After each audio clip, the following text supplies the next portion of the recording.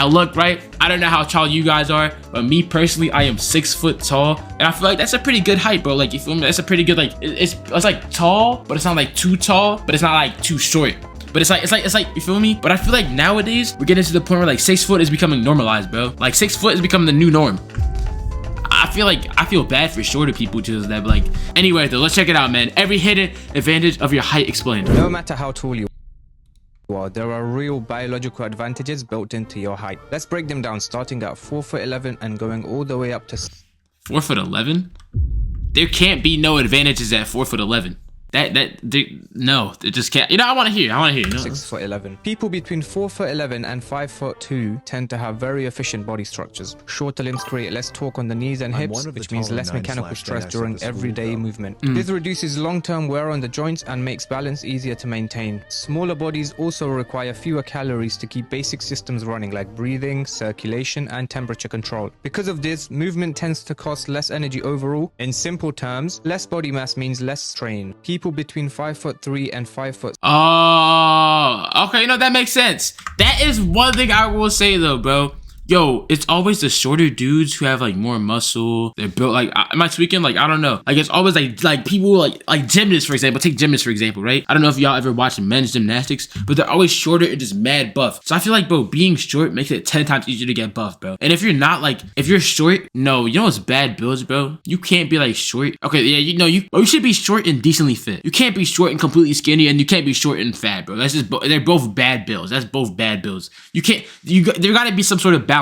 You can't, no.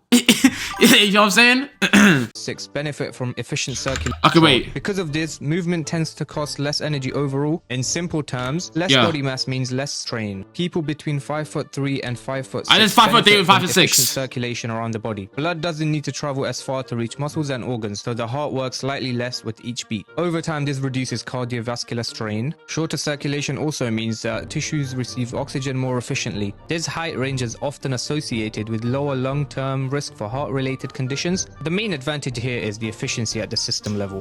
Yo, I be trying my hardest to like listen, bro, but he's spitting too much scientific words and knowledge at me. I'm really trying my hardest to digest it, but am I tweaking? 4 feet 11 inches and skinny, prepared to be bottomed by your girl. Yo, bottomed? That's new tech, bro. That's new slang.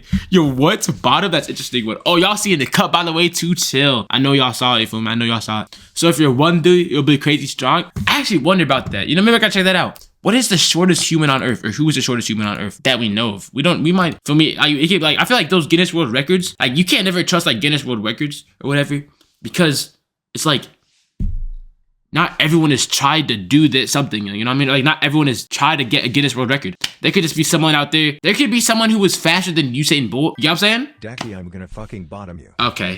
You know what? Never mind. 5'7" and 5'9" sit close to the human biomechanical average. This creates a strong balance between strength, speed, and coordination. The length of your limbs, your muscle leverage, and nervous system timing are well matched, which allows the body to adapt easily to many different physical tasks. This range tends to perform well across a wide variety of movements without extreme trade-offs. The main advantage of this height range is versatility. People between 5'10" and 6 foot. Wait, hold on, wait. So they're basically that range you just said is basically the same thing as the other range you just said, just the circulation and mobility and all that. That's it. Like, come on, bro. That don't even sound like a benefit, gang. Like, short kings, I'm sorry, but y'all taking L on this one. All right, this is between 5'10" and 6 foot. Benefits from increased reach. Longer legs allow each step to cover more distance, improving walking efficiency. Arms can reach further with the same amount of effort. At the same time, height begins to influence social perception. Humans naturally associate extra height with confidence and authority, even when behavior is identical. At this range, your height adds both physical and psychological leverage. People between 6'1" and... I never thought about that, gang. This video moving fast, right? It is a fast video, right? But hold on, like, why do you like associate like it could be like a buff short dude, right? Like, put this into your perspective, right? I spaced out to it. I say put this in your perspective, right? It could be a tall, buffer dude, right? And then a short, less buff dude. But no, my bad. A shorter, buffer dude, right? And a tall, like, less buff dude or less bigger dude or like, muscular. But the taller guy will look more intimidating than the shorter person due to like height. Like, when did humans come up with that? Or is it like why did we start that? I wonder, like, bro, we gotta take this question into consideration. You know what I'm saying? Like the giant from Clash, exactly, bro. Like you could be the buff and short, like, bro. It really just cancels out. If you're just buff and short, it cancels out, bro. You don't look realistic. like I feel bad, bro, but it really does, bro. It just cancels out.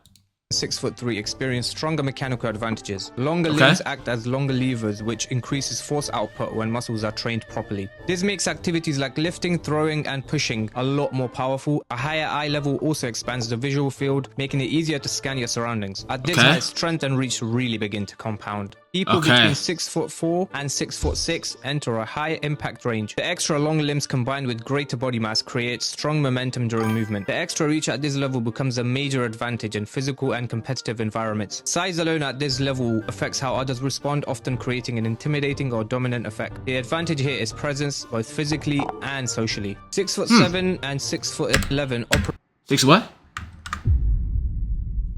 So basically, my bad. I'm trying to like, feel me. He's going mad fast. He's talking mad fast. But what basically from 6 foot to basically 6'6", he's saying, right? He's saying that there's a social advantage, and also you have higher scan vision, like it's like Rainbow Six Siege or something, right? You can see more. But it makes sense though what he is saying though. You could see more, scan the vision more, and you have a higher social status, and you have longer reach. That's basically the benefits. Really, when you think about it, bro, it's like, dang. Maybe by the end of this video, we'll figure out what the peak height is to be. All right, between 6'7" and 6'11", how much you bet he's gonna say something about basketball? I bet money. You already watched. With rare body portions. Extreme height provides unmatched reach and high absolute strength potential. To manage the long limbs, the brain adapts by improving coordination and spatial awareness. Over time, this leads to more precise control over your large movements. While energy demands are higher, the structural advantages are unique. The main takeaway from this video is that height is not a ranking system. People of all heights have their own advantages, and the body is designed around that. Shorter. My bad. He didn't say nothing about basketball. My bad. My bad. Heights tend to favor efficiency and longevity. Middle heights favor balance and adaptability. Taller heights favor reach, power, and presence. Your body isn't working against your height. It's designed around it. No, I like that. No matter. I like that. Basically, right? What we're getting from that is the best height to be is whatever my height is, right? That's basically what we got from the video, right? Well, however tall I am, that's what you should be, right? I know it's sad. I know you guys not on it, kind of. You might not be the same height as me, but basically, I'm the best height. Ladies, come hit me up, like genuinely, bro, like. So 4'11", and you see, this is exactly what I be talking about. I'm not 4'11". Are we serious? I don't even look 4'11". Come on, guys. Yo, you know what? Never mind. I don't know. Anyway, though, that is quite interesting, though. You feel me? Like, I never thought about it in a scientific manner on how like your height can really change the way like you think, or not that you think. Like, your height can change just stuff. You know?